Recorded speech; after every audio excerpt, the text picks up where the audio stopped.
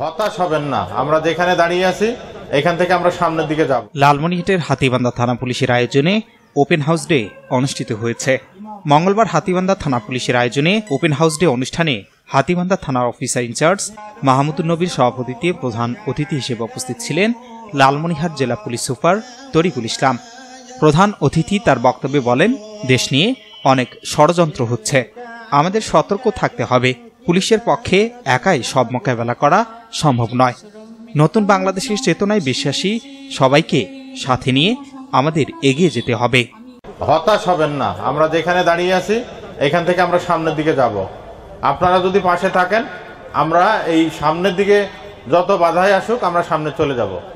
আর এইটা যদি কেউ কল্পনা করে মাদক ব্যবসা করে বড়লোক হবে, ওইটা সে বুকার স্বর্গে বাস করছে। আপনার আয়ের উৎস নাই, আপনি বড়লোক, গাড়ি কিনছেন, বাড়ি করতেছেন, আমি ওই টাকার হিসাবও নিব, ওই পথে ঘুরছি। আপনি কেন কিভাবে বাড়ি করলেন এর আমাকে তথ্য দেন। আমরা সেই তালিকা অলরেডি করে ফেলেছি।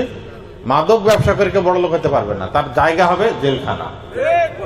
ঠিক আছে, আমাদের বক্তব্য ক্লিয়ার। আর আমাদের কোনো সদস্য যদি আপনাদের অসহযোগিতা করে থাকে আমাদের জানাবেন, আমরা তাকে আইনানুগ ব্যবস্থা নিব, আমাদের ডিপার্টমেন্টাল ব্যবস্থা আমরা নিব। আপনারা জানেন যে ডিএমপির কমিশনার বলছে মামলা না নিলে 1 মিনিটের মধ্যে ওসি বদল। আমি বলবো 1 মিনিট না, হাফ মিনিটে বদল হবে।